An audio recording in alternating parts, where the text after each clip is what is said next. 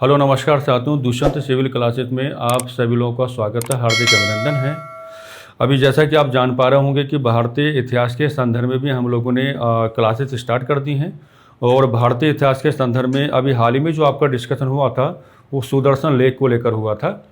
और ऐसा डिस्कशन किए जाने के कॉन्टेक्स्ट में हमारा जो मेन ओपिनियन रहा वो ये रहा कि ये सवाल आप लोगों की परीक्षाओं में लगातार क्या पुटअप किया जाता है। तो मुझे लगा कि सुदर्शन झील को लेकर के अगर आने वाली परीक्षाओं में कोई भी क्वेश्चन आपसे पुटअप किया जाए तो उस क्वेश्चन के बारे में आप क्या रहें, जागरूक रहें।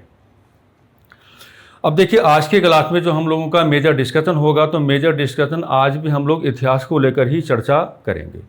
और इतिहास को लेकर जो हमारी चर्चा होगी, विश्वास मानिएगा ये भी काफ़ी महत्वपूर्ण पहलू रह जाता है। अगर आप भारतीय इतिहास को लेकर के अपनी रेस्पेक्टिव कैलकुलेशन करेंगे तो ये सवाल कई बार क्या है आपसे आपके परीक्षाओं में पुटअप किया जाता ही है। तो हमारी चर्चा का मुख्य उद्देश्य ये रहेगा कि ये जो आपका क्वेश्चन है, इस क्वेश्चन की ग्रेविटी पहली बात तो क्या है कि आपके माइंड में बड़ी आसानी के साथ क्या हो जाए, इस्टेब्लिश हो जाए। और आने वाली परीक्षाओं में अगर यहाँ से कोई भी क्वेश्चन आपसे पुटअप किया जाता है तो उस सवाल को अटेम्प्ट किए जाने के कॉन्टेक्स्ट में आपको किसी भी प्रकार का परेशानी नहीं होना चाहिए। आपने पढ़ा भी होगा, आप लोग ऐसा नहीं कि जागरूक नहीं है इस व्यवस्था के संदर्भ में। आपने देखा होगा कि जब हम लोग इतिहास की बात करते हैं तो एक सिद्धांत आपके सामने आता है जिसको आप कहते हैं राजत्व का सिद्धांत। और ये जो आपका राजत्व का सिद्धांत है इसी को इंग्लिश में क्या कहा जाता है, थ्योरी ऑफ किनशिप कहा जाता है।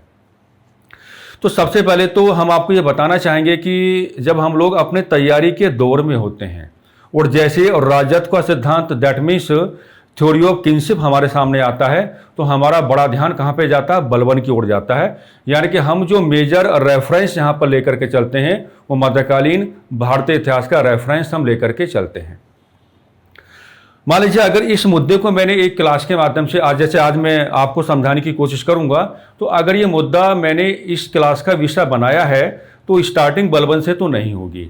और इस क्लास के माध्यम से हम आपको ये भी समझाएंगे कि बलबन अपने आप में एकमात्र या पहला करैक्टर नहीं है आपके इतिहास का जिसने राजत्व के सिद्धांत को अपनाने का कार्य किया था। बलबन के अलावा कुछ और भी करैक्टर्स आपको दिखाई पड़ते हैं जिन्होंने राजत्व के सिद्धांत को अपनाने का कार्य किया था। हम ये कहेंगे कि जो बलबन के अलावा हम जो मेजर करैक्टर्स आपके सामने रखेंगे, इतिहास की ओर से उनके बारे में इस प्रकार के डिस्कशन आपको नहीं मिलेंगे कि इन्होंने राजत्व के सिद्धांत को अपनाने का कार्य किया था, लेकिन हमें एक कहानी बुननी पड़ेगी। हम अगर अपनी तैयारी को पाकसाफ बनाना चाहते हैं, अगर हम अपनी तैयारी को शक्तिशाली बनाना चाहते हैं, अगर हम अपनी तैयारी को समय की मांग के अनुसार उचित और व्यवस्थित बनाना चाहते हैं तो हमें ये काम तो करके चलने पड़ेंगे। अब सोचो, प्रतियोगी परीक्षाओं की इस दुनिया में जब जब राजत्व का सिद्धांत आपको पढ़ाया जाएगा या राजत्व का सिद्धांत आपको समझाया जाएगा तो सबसे पहला रेफरेंस जो आपके सामने रखा जाता है वो बलबन का ही रखा जाता है। और हम आपको ये समझाने की कोशिश करेंगे कि बलबन के अलावा भी कुछ मेजर करैक्टर्स आपको आपके इतिहास में नजर आते हैं जिनके साथ आप राजत्व के सिद्धांत को जोड़ के चल पाएंगे। तो आप सोच के देखो, अगर आप उन करैक्टर्स के बारे में जागरूक हो जाते हो तो केवल एक कक्षा या एक क्लास या एक चर्चा के माध्यम से आप कितने सारे विद्यार्थियों को पीछे छोड़ने वाले हो। जहां सबके जहन में यही है कि बलबन पहला करैक्टर है और राजत्व के सिद्धांत को अपनाए जाने के कॉन्टेक्स्ट में, और वहां आप इस डिस्कशन को आधार बना के व्यवहार करोगे कि भैया बलबन के अलावा भी कुछ मेजर वन करैक्टर्स आपको दिखाई पड़ते हैं, आप ही के इतिहास के हैं जिन्होंने राजत्व के सिद्धांत को अपनाने का कार्य किया था। तो आपकी तैयारी में चार चांद लगने वाले हैं। अब सबसे बड़ा मुद्दा यह है कि हम अपनी चर्चा को प्रारंभ कैसे करें। तो जब हम अपनी चर्चा को प्रारंभ करेंगे तो मैं स्टेप बाय स्टेप आपको बढ़ा के चलूंगा, आपको सारी चीजें समझाने की मैं पूरी कोशिश करूंगा। तो हमको लगता है कि सबसे पहले आप ये समझना सीखें कि राजत्व के सिद्धांत का मतलब आखिर होता क्या है।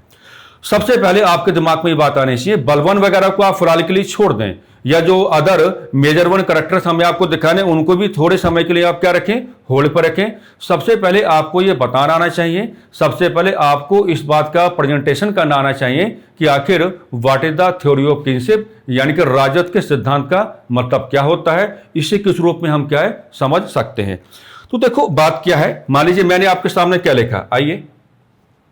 तो जो आपका हिंदी में राजत्व का सिद्धांत है उसी को इंग्लिश में क्या कहा जाता है, उसी को इंग्लिश में क्या कहा जाता है, थ्योरी ऑफ किनशिप कहा जाता है। उसी को इंग्लिश में क्या कहा जाता है, थ्योरी ऑफ किनशिप कहा जाता है। ठीक है, और अगर आप इसको एक और नाम देना चाहें तो आप इसको एक और नाम और दे सकते हैं। इसको या तो आप कहेंगे थ्योरी ऑफ किनशिप कहेंगे, या फिर कहेंगे आप इसको डिवाइन पावर भी कहते हैं, यानी कि थ्योरी ऑफ डिवाइन पावर भी आप इसको कहते हैं। जैसा भी आपका मन कहे आप उस प्रकार से क्या है, इस ये जो आपकी शब्दावली है, इस शब्दावली को आप क्या रिप्रेजेंट कर पाएंगे। या तो आप इसे क्या कहेंगे, थ्योरी ऑफ किनशिप कहेंगे, हिंदी में कहते हैं इसको राजत का सिद्धांत, या फिर कहेंगे थ्योरी ऑफ डिवाइन पावर, इसको हम कहते हैं हिंदी में दैवीय शक्ति का सिद्धांत। तो सबसे पहले आपको ये बताना पड़ेगा कि मान लीजिए आपने कहा कि कोई करैक्टर आपके सामने है, और करैक्टर को हमने क्या कहा, कोई भी करैक्टर आप ले, मान लीजिए हमने कहा कि कोई करैक्टर आपके सामने है, और करैक्टर को हमने रिप्रेजेंट कैसे किया है कि कोई ए आपके सामने है, और मान लीजिए आपको ये बताना पड़े कि ए जो है ये किसको अपना के चलता है। या तो आप कहेंगे थ्योरी ऑफ किनशिप को अपना के चलता है, या फिर आप क्या कहेंगे थ्योरी ऑफ डिवाइन पावर को अपना करके चलता है। तो अगर कोई भी करैक्टर आपको ऐसा नजर आता है जिसने इन सिद्धांतों को अपनाने का कार्य किया है, या जिसने इस सिद्धांतों के अनुसार क्या है व्यवहार करने का प्रयास किया है, तो इसका मतलब ये हो जाता है कि ऐसा करैक्टर जो है ये अपना एक क्या है पॉलिटिकल रिलेशन स्टैब्लिश करके चलता है। एक अपना पॉलिटिकल रिलेशन क्या है इस्टेब्लिश करके चलता है, और इस्टेब्लिश किसके साथ करके चलेगा, तो डिवाइन पावर के साथ क्या इस्टेब्लिश करके चलेगा। कुल मिलाकर के मैं आपको ये समझाने की कोशिश कर रहा हूं कि अगर कोई भी करैक्टर आपको ऐसा नजर आता है जो दैवीय शक्ति के सिद्धांत के अनुसार कार्य करेगा या राजत के सिद्धांत के अनुसार कार्य करेगा, तो वो जो अपना राजनीतिक संबंध है वो किससे क्या है, वो देवताओं से आप कह सकते हैं या ईश्वरीय शक्ति से आप कह सकते हैं। वो अपना राजनीतिक संबंध या तो देवताओं के साथ स्थापित करने की प्रक्रिया में होगा, या अपना राजनीतिक संबंध ईश्वरीय शक्ति के साथ स्थापित करने की प्रक्रिया में होगा। ये इसका सबसे बड़ा मतलब बताया जाता है। ये क्या है, ये इसका सबसे बड़ा मतलब यहां पे बताया जाता है। तो शुरुआत में आपको ये बताना आना चाहिए कि आखिर इस प्रकार के जो प्रिंसिपल्स हैं इनको अगर लोग अपना करके चलते हैं तो उसकी सही वजह क्या होती है। तो उसकी सही वजह ये होती है कि जो लोग इनके अनुसार व्यवहार करने की प्रक्रियाओं में आपको नजर आएंगे तो वो अपने जो पॉलिटिकल रिलेशंस हैं, उनके जो राजनीतिक संबंध हैं, वो अपने ही राजनीतिक संबंध या तो देवताओं के साथ स्थापित करते हैं या ईश्वरीय शक्ति के साथ क्या स्थापित करके चलते हैं। आखिर ऐसा करने का बड़ा फायदा क्या होता है, तो मेरे प्यारे साथियों, ऐसा करने का बड़ा फायदा यह होता है कि जो करैक्टर्स इस प्रकार के प्रिंसिपल के अकॉर्डिंग व्यवहार करने की कोशिश करेंगे तो वो आपको ये समझाने की बात करेंगे कि भी अगर हम सिंहासन पर आपको नजर आते हैं, हो सकता है कि हम राजा के रूप में व्यवहार करें, हो सकता है कि हम सुल्तान के रूप में व्यवहार करें, हो सकता है कि हम शासक के रूप में व्यवहार करें, वो कैसे भी व्यवहार करें, तो ये आपको ये समझाने की कोशिश करते हैं कि अगर हमारा राजनीतिक संबंध दैवीय शक्ति के साथ है या ईश्वरीय शक्ति के साथ है, तो हमारा जो शासन है, हमारा जो रूल है, आप इसको चुनौतियां, दैट मीन्स चैलेंजेस नहीं दे पाएंगे। ये सबसे बड़ा मतलब हम आपको शुरुआत में निकाल के बता रहे हैं। ये दो प्रकार के व्यवहार करने आपको आने चाहिए। लैंग्वेज ओरिएंटेड क्वेश्चन आप लोगों के परीक्षाओं में रह सकता है, तो सबसे पहला लैंग्वेज तो आपको यही बताना पड़ेगा जो संबंध वाली बात हमने कही है। सेकंड कंक्लूजन आपको यहां पे ये निकाल के चलना पड़ेगा कि इसका बड़ा फायदा ये हो जाता है कि अगर कोई भी व्यक्ति राजा, सुल्तान या शासक की भूमिका में हो सकता है और अगर वो दैवीय शक्ति के सिद्धांत के अनुसार व्यवहार करेगा या राजत के सिद्धांत के अनुसार व्यवहार करेगा, तो वो आपको ये समझाने की कोशिश में है कि आप चाहकर भी हमारे शासन को क्या है चुनौतियां, दैट मीन्स चैलेंजेस नहीं दे सकते। आखिर ये आया कहां से है ना। देखो, बलबन की बात तो आप मध्यकालीन भारतीय इतिहास में करते ही हो, लेकिन हम आपको ये बताना चाहेंगे कि ये सिद्धांत भारतीय इतिहास में बहुत पहले के समय से आपको नजर आएगा। आखिर ये सिद्धांत आया कहां से। अगर हम साथियों इंडियन कॉन्टेक्स्ट की बात करेंगे तो इंडियन कॉन्टेक्स्ट में जो आपका थ्योरी ऑफ किनशिप है ना, इसका प्रॉपर डिस्कशन है और इसका प्रॉपर क्या है जनरेशन भी है। इसका प्रॉपर आपको डिस्कशन भी दिखाई पड़ेगा और इस प्रिंसिपल का क्या है साथियों आपको प्रॉपर जनरेशन भी दिखाई पड़ेगा। तो आखिर हम अपनी कहानी को बुने कैसे ताकि परीक्षा में हमें किसी भी प्रकार की परेशानी का सामना ना करना पड़े। तो देखो, आ जाओ, कोई दिक्कत वाली बात नहीं है। मान लीजिए मैंने आपके सामने एक करैक्टर लिखा और करैक्टर का नाम क्या, मनु। मनु के बारे में आपने सुना होगा, मनु। तो ये जो आपके मनु हैं, अगर हम मनु को इंडियन कॉन्टेक्स्ट में डिस्कस करने की बात करते हैं, दैट मीन्स अगर हम इनको भारतीय संदर्भ में डिस्कस करने की बात करते हैं, तो आप लोग आज के बाद क्या कहोगे कि जो इंडियन कॉन्टेक्स्ट है मनु का, वो क्या है? मनु जो है वो भारत के क्या है? वेरी एंशिएंट पॉलिटिकल थिंकर है, वेरी एंशिएंट पॉलिटिकल थिंकर है। यानी कि आचार्य चाणक्य से पहले भी अगर किसी व्यक्ति ने भारतीय संदर्भ में पॉलिटिकल वैल्यूज को कैलकुलेट किया है, या आचार्य चाणक्य से पहले यदि किसी व्यक्ति ने भारत में स्टेट या किंग जैसी व्यवस्था को कैलकुलेट किया है, तो उनका नाम आपके सामने क्या आता? मनु आता है। इसलिए हम आपको ये कहने की कोशिश में हैं कि मनु जो है उनका भारतीय संदर्भ आपको ये सिखाता है कि इंडियन कॉन्टेक्स्ट में ये क्या है? वेरी एंशिएंट पॉलिटिकल थिंकर है। और इन्होंने कुछ समझाया हमको, इन्होंने समझाया है कंडीशंस ऑफ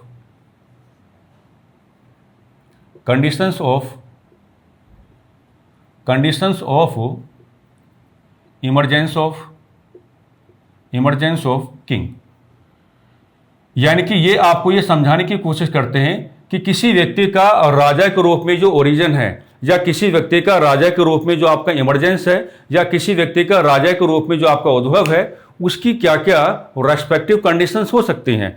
तो इन्होंने जो कंडीशन हम लोगों के सामने रखी हैं, वो कंडीशन मेरे प्यारे साथियों 3 तरीके से आती हैं। यानी कि कंडीशंस जो हैं इन्होंने वो 3 प्रकार की कंडीशंस इन्होंने आपके सामने रखी हैं, और ये समझाने की बात करते हैं कि 3 प्रकार की कंडीशंस के लाइट में किसी भी व्यक्ति का क्या है, और राजा के रूप में क्या है, प्रॉपर इमरजेंस आपके सामने आता है।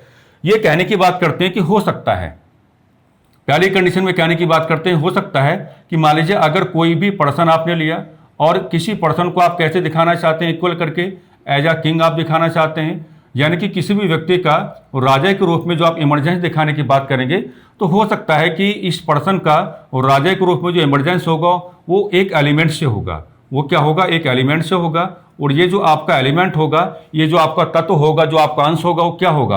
वो कहते हैं कि डाइटीज। डाइटीज का मतलब क्या होता है? देवताओं से। तो सबसे पहला डिस्कशन उन्होंने क्या कि हो सकता है कि किसी व्यक्ति का राजा के रूप में जो इमरजेंस आपके सामने आए वो देवताओं के अंश से आए, और अगर देवताओं के अंश से किसी व्यक्ति का राजा के रूप में इमरजेंस होगा, तो ऐसे व्यक्ति के रूल को, दैट मीन्स ऐसे व्यक्ति के शासन को आप क्या नहीं दे पाएंगे? आप चैलेंजेस नहीं दे पाएंगे। दैट मीन्स आप क्या नहीं दे पाएंगे? आप चुनौतियां नहीं दे पाएंगे। ये मेरा कहना नहीं है, किसका कहना है? ये मनु साहब का कहना है। क्योंकि मनु साहब ही ऐसे पहले पर्सन माने गए हैं भारतीय संदर्भ में जिन्होंने दैवीय शक्ति के सिद्धांत को कैलकुलेट किया है, ये भी अपने आप में सवाल है, या जिन्होंने राजत के सिद्धांत को कैलकुलेट किया है। और वो अपने कैलकुलेशन में वही बता रहे हैं कि भाई 3 प्रकार के कंडीशन हम आपके सामने स्टैब्लिश करते हैं, और ये 3 प्रकार के कंडीशन आपको यह बतलाने का कार्य करेंगे कि किसी व्यक्ति का राजा के रूप में जो प्रॉपर इमरजेंस है वो किस किस तरीके से हो सकता है। तो एक तरीका हमने आपको समझाने की कोशिश की है कि वो समझाते हैं किसी व्यक्ति का राजा के रूप में जो प्रॉपर इमरजेंस है हो सकता है कि किसके एलिमेंट से होगा? डाइटीज, यानी कि देवताओं के अंश से हो सकता है। और अगर किसी व्यक्ति का राजा के रूप में जो प्रॉपर इमरजेंस है या ओरिजिन है, अगर वो देवताओं के अंश से है, तो ऐसे व्यक्ति के साथ उनको आप क्या है? चुनौतियां नहीं दे पाएंगे। क्योंकि वो कहते हैं कि जो आपके देवता हैं ये गलतियां करने का विषय नहीं है, और अगर देवता जो हैं वो गलतियां करने का विषय नहीं है, तो अगर देवताओं के अंश से किसी व्यक्ति का राजा के रूप में इमरजेंस होता है, तो ऐसे व्यक्ति के साथ उनको आप चैलेंजेज, दैट मीन्स चुनौतियां नहीं दे पाओगे।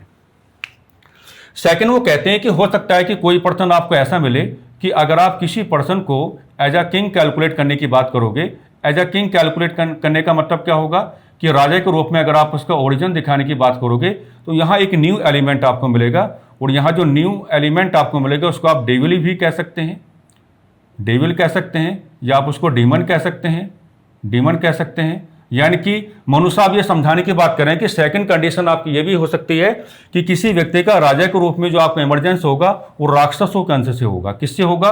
राक्षसों के अंश से होगा। और अगर किसी व्यक्ति का ओरिजिन राजा के रूप में राक्षसों के अंश से हुआ है, क्योंकि राक्षस गलतियां किए जाने का विषय है, तो ऐसे व्यक्ति के शासन को, ऐसे व्यक्ति के शासन को आप इजीली क्या दे पाएंगे? आप इजीली क्या दे पाएंगे? चैलेंजेस दे पाएंगे, यानी कि चुनौतियां आप दे पाएंगे। ये उन्होंने क्या बताया, ये उन्होंने सेकंड वाली कंडीशन क्या है आपके सामने रखी है साथियों।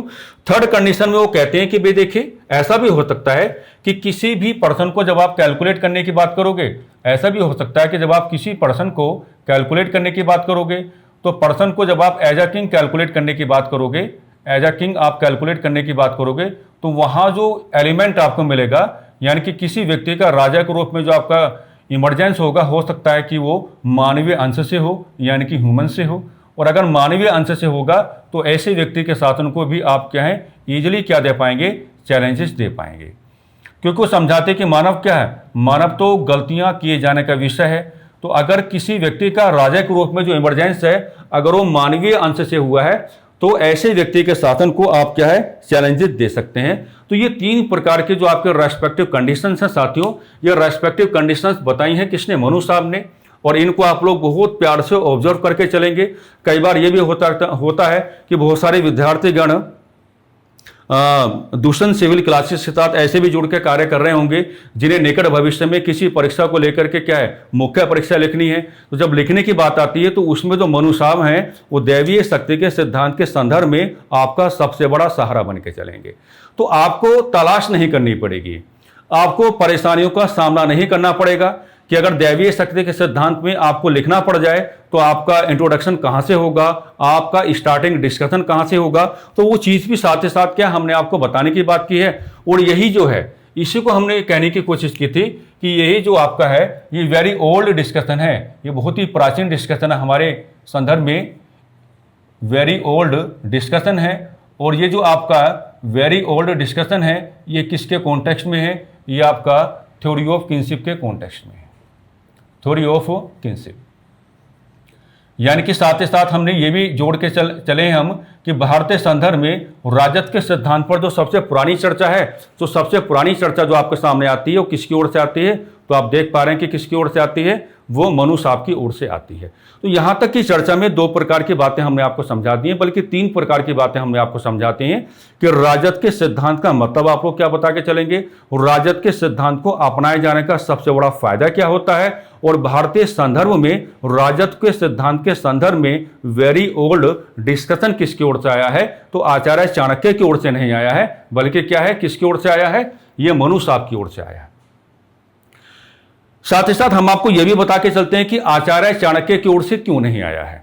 देखिए, अगर आप आचार्य चाणक्य को राजा के कॉन्टेक्स्ट में कैलकुलेट करने की बात करोगे, तो आचार्य चाणक्य ने अपनी राजनीतिक शिक्षाओं के माध्यम से with the help of political teachings, उन्होंने ये समझाने की बात की थी कि अगर आपका राजा अत्याचारी हो जाए, अगर आपका राजा शोषणकारी हो जाए, अगर आपका राजा आपको फैसिलिटीज ना दे, अगर आपका राजा अपने स्टेट को एज अ वेलफेयर स्टेट लेकर के ना चले, और यदि आपका राजा आपके हितों को भूल जाए और अपने हितों को साधने की कोशिश करे, तो ऐसे राजा की हत्या आपको नहीं करनी है, बल्कि ऐसे राजा को आपको क्या है, टैक्स देना बंद कर देना है।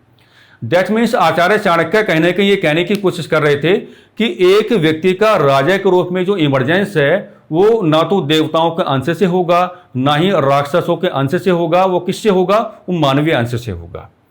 लेकिन मनु साहब ने 3 प्रकार के रेस्पेक्टिव कंडीशंस आपके सामने रखी हैं, और यही उनका क्या है, राजत्व का सिद्धांत है। अब इसमें मनु साहब ज्यादा जोर कहां डालते हैं, हम आपको यह भी बता के चलेंगे ओरली कि ज्यादा उन्होंने एम्फेसाइज कहां पे किया है, यानी कि अपना वेरी स्ट्रॉन्ग फोकस कहां पे किया है। तो वेरी स्ट्रॉन्ग फोकस जो उन्होंने किया है वो एक ऐसे राजा के संदर्भ में किया है जिसका ओरिजिन कहां पर है, देवताओं के अंश से है। मनु साहब इस बात को सर्वाधिक मात्रा में प्राथमिकता देकर के चलते हैं, जो बात हमने यहां पे आपको बताई है, और इसी बात को क्या कहा जाता है, दैवीय शक्ति का सिद्धांत कहा जाता है। ऑब्जर्व करो, अगर मनु साहब आपको समझाने की बात करते हैं कि हो सकता है किसी व्यक्ति का राजा के रूप में जो इमरजेंस है वो देवताओं का अंश से हो, तो ऐसे राजा के शासन को आप चुनौतियां नहीं दे सकते। इसका मतलब क्या है, जो मैंने बहुत शुरुआत में आपको बता दिया था कि राजत्व के सिद्धांत के अंतर्गत कोई भी व्यक्ति अगर व्यवहार करेगा तो वो अपना राजनीतिक संबंध देवताओं के साथ स्थापित करेगा या ईश्वरीय शक्ति के साथ स्थापित करेगा, और उसका बड़ा फायदा यही होगा कि वो आपको ये समझाने की कोशिश करेगा कि भी आप मेरे शासन को चुनौतियां नहीं दे सकते, या वो आपको ये समझाने की कोशिश करेगा कि शासन किए जाने के संदर्भ में जो भी मेरा respective political and administrative behaviour है, ये मेरा अपना नहीं है। रिगार्डिंग दिस मुझे जो मैसेजेस मिलते हैं, मुझे जो संदेश मिलते हैं किससे मिलते हैं, एक ईश्वरीय शक्ति की ओर से मिलते हैं, तो आप उस ईश्वरीय शक्ति को चुनौती नहीं दे पाएंगे। तो इस डिस्कशन का कंक्लूजन ये भी निकल के आता है कि मनु साहब ने सर्वाधिक मात्रा में कौन से वाले राजा को प्राथमिकता दी, तो आप यही बता के चलेंगे कि उन्होंने एक ऐसे व्यक्ति के बारे में ज्यादा चर्चाएं की हैं कि जिस व्यक्ति का राजा के रूप में जो इमरजेंस हो किससे हुआ हो, देवताओं के अंश से हुआ हो। ये कहानी आपकी समझ में आनी चाहिए, क्योंकि मैं बार बार आपको क्या कह रहा हूं, आज के समय में प्रतियोगी परीक्षाओं का समय काफी चुनौतीपूर्ण हो गया है, और जितना आपका सिलेक्शन में डिले होगा, आप बुरा मत मानना इस बात का, मैं आपको डराने की या धमकाने की कोई बात नहीं कर रहा हूं, मैं आपको वास्तविकता बता रहा हूं। जितना सिलेक्शन में आपका डिले होगा, उतना ही आने वाले समय में जो आपके सामने पेपर आएंगे वो उतने ही क्या होंगे मेरे प्यारे साथियों, चुनौतीपूर्ण होंगे। कम समय में अच्छी तैयारी कर लो, बढ़िया तरीके से चीज़ों को पढ़ लो। जितनी मदद हम यहाँ से आपकी कर सकते हैं उतनी मदद हम लगातार करते रहेंगे, ये हमने आपको बार बार बोला भी है। तो इन चीज़ों के साथ जुड़ करके आपको व्यवहार करने की आवश्यकता है। बाकी जहाँ जहाँ भी आप लोग पढ़ रहे होंगे, जो भी अध्यापक गण आपको पढ़ा रहे होंगे, आप उनके माध्यम से भी क्या है अपने आप को जागरूक करते रहें। थोड़ी मदद आप क्या हमारी भी लें और मदद आप उनकी भी लेके चलें, लेकिन अपने आप को सुनिश्चित करवा लें कि भैया हमें बिल्कुल निकल के जाना है, हम अब डिले नहीं करेंगे। पेपर जिसको बनाना है बनाने दो, पेपर जैसा आना है आने दो, उन चक्करों में आपको नहीं पड़ना है। आपको अपने तैयारी को वेरी स्ट्रॉन्ग, वेरी पॉजिटिव बनाना है। और तैयारी वेरी स्ट्रॉन्ग या वेरी पॉजिटिव कैसे बनेगी, मैं तो एक ही बात कहता आया हूं, कॉन्सेप्ट कॉन्सेप्ट कॉन्सेप्ट। अगर आप कॉन्सेप्ट ओरिएंटेड हैं तो आपको कोई भी नहीं हरा पाएगा। अगर आप कॉन्सेप्ट ओरिएंटेड नहीं हैं तो आप हार जाओगे, है ना। मैंने बलबन से स्टार्ट तो नहीं किया भाई, मुझे अगर राजद का सिद्धांत आपको पढ़ाना होता तो मैं कम समय में एक घास काट के भी चला जाता कि भाई मेरा क्या जा रहा है, लेकिन नहीं। अगर मैंने यहां पर इस चर्चा को उठाया है, और यहां उठाने की बात नहीं, हम अपनी क्लास में भी ऐसा ही डिस्कशन करते हैं, हम पूरा समझा के चलते हैं कि भैया आपका इंट्रोडक्शन इस सिद्धांत के संदर्भ में बलबन से शुरुआत नहीं होनी चाहिए। शुरुआत करने का जो तरीका हमने आपको दिया है वो तरीका आपको अपनाना पड़ेगा। अब देखो मजे की बात क्या है, ये रहेगा वेरी वेरी मोस्ट इंपोर्टेंट, ये आपको भीड़ से अलग बना देगा। और मैंने हमेशा कहा है सिलेक्शन अगर पाना है तो आप भीड़ से क्या बनेंगे, अलग बनेंगे। जितना प्रयास आप भीड़ से अलग अपने आप को करने में लगाएंगे उतना ही बढ़िया रहेगा। वेरी वेरी मोस्ट इंपोर्टेंट, अगर आप एंशिएंट हिस्ट्री की बात करते हैं, अब देखना जानकारी को नया कैसे बनाया जाता है ना। ये सब कुछ आपने पढ़ा होगा, जो मैं लिखने जा रहा हूं ना, जो ड्राफ्टिंग में बनाने जा रहा हूं, ये सब कुछ आपने पढ़ा होगा, लेकिन आपने इसकी गहराई कभी समझी नहीं होगी। अगर आप एंशिएंट हिस्ट्री की बात करेंगे तो एंशिएंट हिस्ट्री में क्या है, एक करैक्टर आपको मिलेगा जिसका नाम क्या, अशोका। ओके। और एंशिएंट हिस्ट्री में एक करैक्टर आपको क्या मिलेगा, पोस्ट मौर्यन पीरियड में मिलेगा। जब आप कुषाण राजवंश की बात करते हैं, कनिष्का। क्या करते हैं, कनिष्का। आप जरा चीजों को ऑब्जर्व करके चलना। ऑब्जर्व करने का मतलब क्या होगा, कनिष्का के जो इंस्क्रिप्शंस आपको मिलते हैं, यानी कि कनिष्का के जो अभिलेख या शिलालेख आपको मिलते हैं, जो इंस्क्रिप्शंस आपको मिलते हैं, तो सॉरी अशोका के जो इंस्क्रिप्शंस आपको मिलते हैं, तो अशोका अपने इंस्क्रिप्शन में अपने आप को क्या कहता है, तो हम लिख सकते हैं कि ही कॉल्ड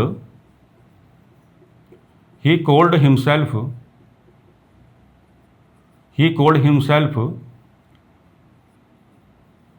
देवनाम प्रिया। ये आपने पढ़ा होगा कि अशोका ने अपने इंस्क्रिप्शंस के माध्यम से आपको क्या कहा है, अपने आप को क्या कहा है, देवनाम प्रिया कहा है। देवनाम प्रियाओं का मतलब क्या होगा, तो इसका लिटरल रेफरेंस आप इस रूप में लेके चलेंगे कि फेवरेट ऑफ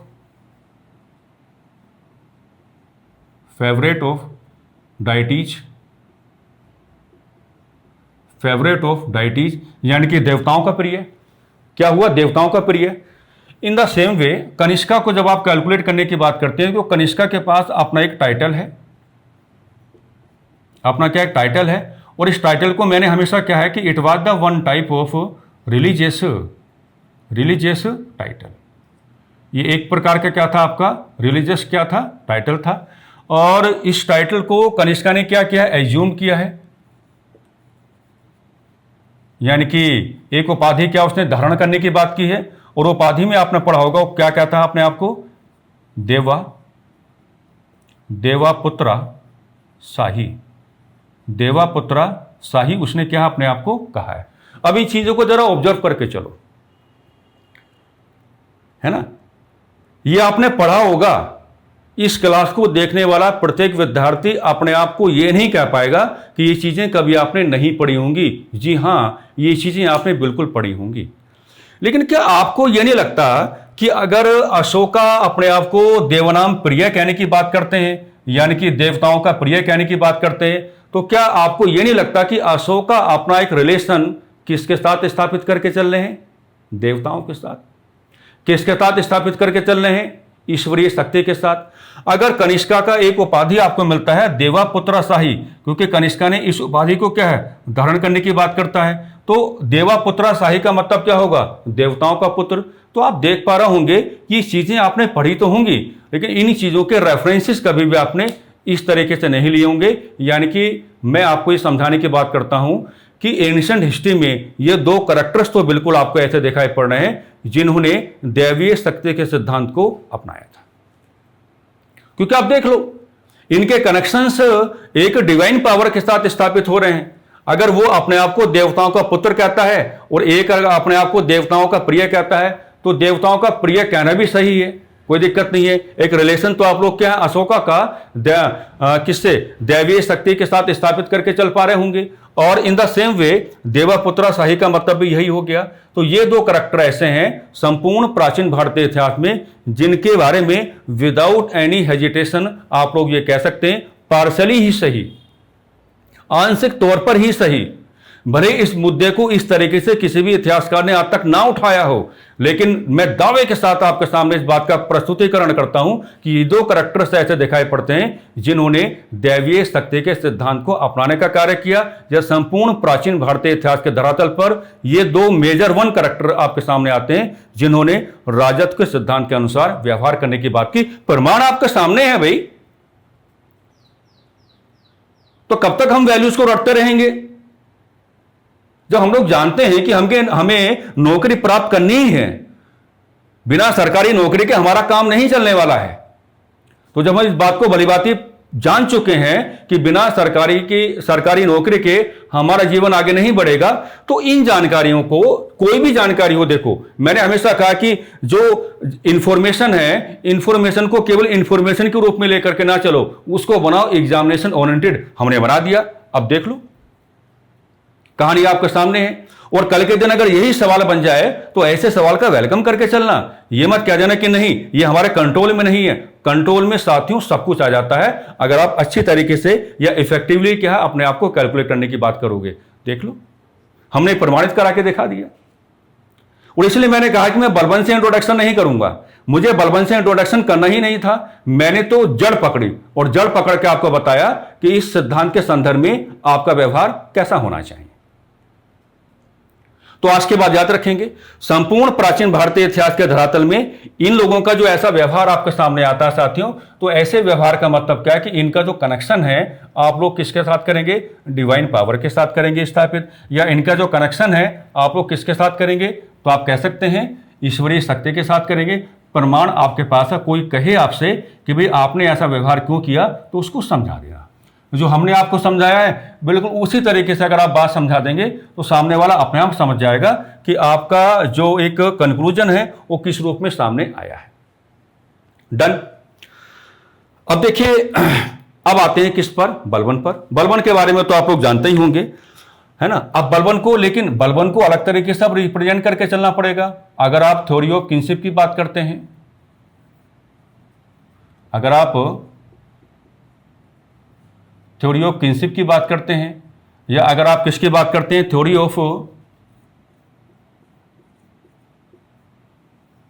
डिवाइन पावर की बात करते हैं, डिवाइन पावर की बात करते हैं, तो अगर यहां पर आप बलबन का रेफरेंस लेकर के चलेंगे तो बलबन जो है, बलबन की ओर से क्या आता है? वेरी कॉम्प्रिहेंसिव यूज आता है। बलबन की ओर से क्या आता है? वेरी कॉम्प्रिहेंसिव यूज आता है, वेरी कॉम्प्रिहेंसिव यूज आता है। या कई बार मैं इसको ऐसे भी कहता रहता हूं कि बलबन की ओर से क्या आता है, वेरी साइंटिफिक यूज आता है, वेरी साइंटिफिक यूज आता है। मुद्दा इस बात का यह है कि बलबन को जो हिस्टोरियंस है ना आपके, वो सैल्यूट करके चलते हैं, और राजत्व सिद्धांत के संदर्भ में हर इतिहासकार बलबन के बारे में चर्चा करता हुआ आपको नजर आएगा, लेकिन अशोका एंड कनिष्का के बारे में डिस्कशन आपको नहीं मिलेंगे। खैर, आज हमने आपको समझा ही दिया है। तो बलबन और राजत्व के सिद्धांत के संदर्भ में, है ना, अब राजत के सिद्धांत को या बलबन की ओर से बहुत डीपली आपको कैलकुलेट करने की आवश्यकता नहीं है। वो कैलकुलेशन तो आपने न जाने कितनी पढ़ रखी होंगी और न जाने मैंने भी कितनी बार आपको समझाने की कोशिश की होगी। लेकिन लैंग्वेज के बिहाफ पे डिफरेंट कैसे बनाएंगे, तो लैंग्वेज के बिहाफ पे डिफरेंट ऐसे बनाएंगे कि very comprehensive use and very scientific use, इस थ्योरी का जो आएगा वो किसकी ओर से आएगा, आपका बलबन की ओर से आएगा। और एग्जाम्पल भी आप सेट करके चल सकते हैं। बलबन अपने आप को क्या कहता है, बलबन अपने आप को क्या कहता है, जिल्ले इलाही कहता है, जिल्ले इलाही कहता है। बलबन अपने आप को क्या कहता है, नियाबत ए खुदाई कहता है, नियाबत ए खुदाई कहता है ना। तो बलबन ने इस प्रकार के जो आपके टर्मिनोलॉजीज हैं, इनका अगर यूज किया कि उसने अगर अपने आप को जिल्ले इलाही कहने की बात की है, या उसने अगर आपको अपने आप को नियाबत खुदाई कहने की बात की है, तो आपको पता ही होगा बलबन ऐसा व्यवहार करके अपना जो कनेक्शन है वो एक दैवीय शक्ति के साथ स्थापित करके चलता है। बलबन ऐसा व्यवहार करके अपना जो कनेक्शन है वो ईश्वरीय शक्ति के साथ स्थापित करके चलता है। और बलबन भी यही समझाना चाहता है कि ऐसा करने से सुल्तान का कद भी बढ़ता है, या गद्दी या सिंहासन पर जो व्यक्ति बैठा उसका कद बढ़ता है।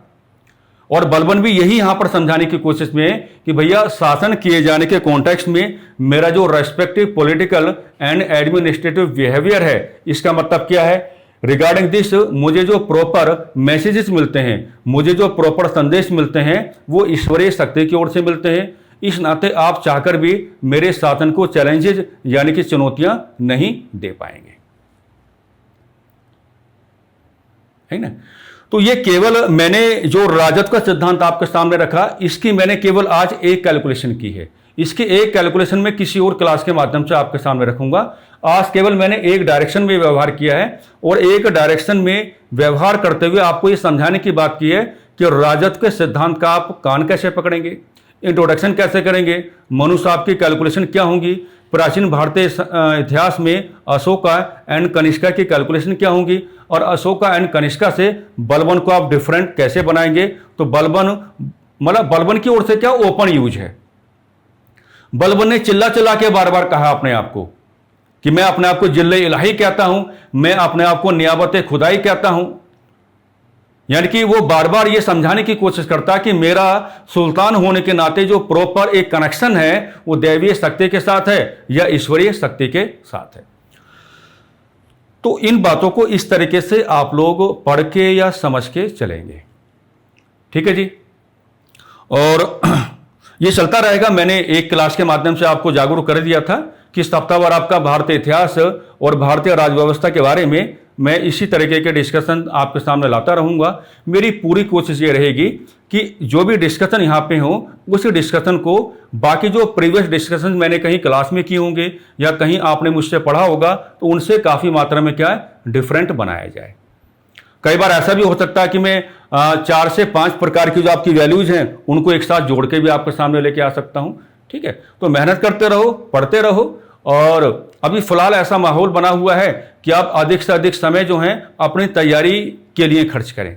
इसका मतलब ये नहीं कि आप बाहर घूमने ना जाएं, आप बाहर घूमने भी जाएं। आप अपने जीवन के संदर्भ में जो अन्य गतिविधियां हैं उनका संचालन भी करते रहें, लेकिन पढ़ाई करने के बाद सबसे पहले आपको काम क्या करना है, दिन भर में जो भी आपका टारगेट है, मैं कभी शेड्यूल बना के नहीं देता हूं कि आपको 2 घंटे पढ़ना है, आपको 4 घंटे पढ़ना है या आपको 5 घंटे पढ़ना। हाँ, मैं हमेशा ये कहता हूं कि 18 घंटे पढ़ने वाले का सिलेक्शन नहीं हो सकता, ऐसा हो सकता है 4 घंटे पढ़ने वाले का सिलेक्शन हो जाए, ऐसा हो सकता है। मैंने हमेशा इस बात पर जोर दिया है कि आप कितने भी घंटे पढ़ें, उस समय में आप क्या है वैल्यूज को एक्वायर्ड करने की कोशिश करें। यानी कि जो कुछ आप पढ़ रहे हैं ना, वो आपके दिमाग में छप जाना चाहिए, वो आपका हो जाना चाहिए। अगर आप किताब पे 3 से 4 घंटे बैठ के आप मेहनत किए हैं तो इसका मतलब ये कि उसका आउटकम जो है वो आपके फेवर में काम करे। ऐसा कभी नहीं होना चाहिए कि 3 से 4 घंटे आपने मेहनत तो कर ली है लेकिन जो आउटकम है वो आपके फेवर में नहीं आया। आप जो भी पढ़ें वो दिमाग में इस्टेब्लिश होना चाहिए, उसके रिगार्डिंग जो प्रॉपर आपका कॉन्सेप्ट है वो आपके माइंड में क्या इस्टेब्लिश हो जाना चाहिए। बस अपने इन्हीं शब्दों के साथ मैं आज की क्लास को विराम देना चाहूँगा। नमस्कार, धन्यवाद।